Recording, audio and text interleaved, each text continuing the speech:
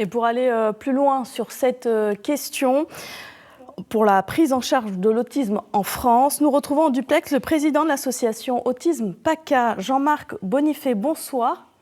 Vous avez été associé, vous aussi, à cette expérimentation. Vous souffrez, vous aussi, de troubles autistiques. Qu'est-ce que vous avez ramené de votre expérience pour ce projet ? Oui, Autisme PACA est partenaire de l'hôpital. Je fais partie du COPIL, parce que le docteur Danville, qui est responsable de ce service, apporte des nouveautés. Et donc, on accompagne le changement vers quelque chose de plus efficient avec l'accueil des usagers. Vous avez vu le docteur Alice Winson-Leight, qui est psychiatre autiste et qui est aussi marraine de notre association. Donc, ça permet de tenir compte de l'aspect sensoriel des autistes, des activités spécifiques, non plus attendre l'émergence d'un désir, mais la stimulation avec des méthodes aussi bien de loisirs que de stimulation, qu'elles soient physiques ou psychologiques. Il y a une difficulté finalement entre l'hôpital, les parents et les autistes.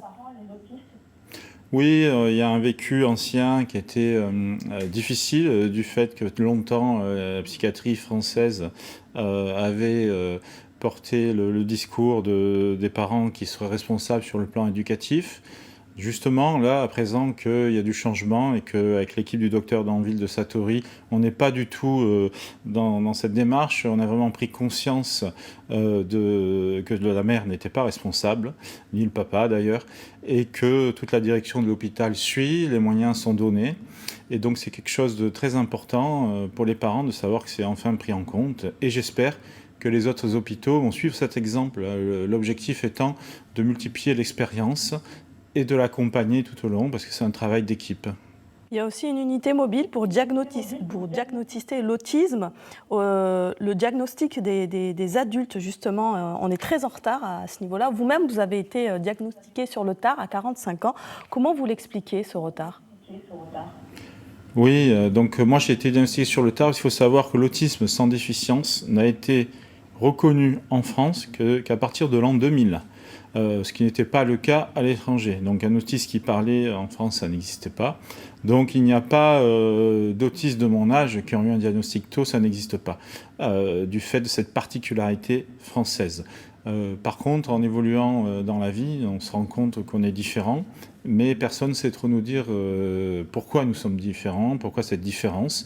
À partir du moment où j'ai eu un fils diagnostiqué autisme, je me suis posé des questions, et donc là je suis allé faire des diagnostics.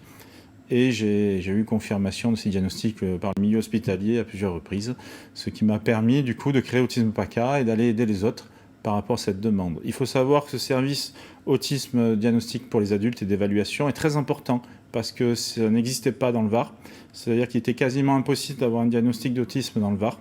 Il fallait aller hors région, des fois à Paris ou dans des centres spécialisés. Il existe bien un centre ressources autisme à Marseille, mais il faut être envoyé par un médecin pour avoir accès.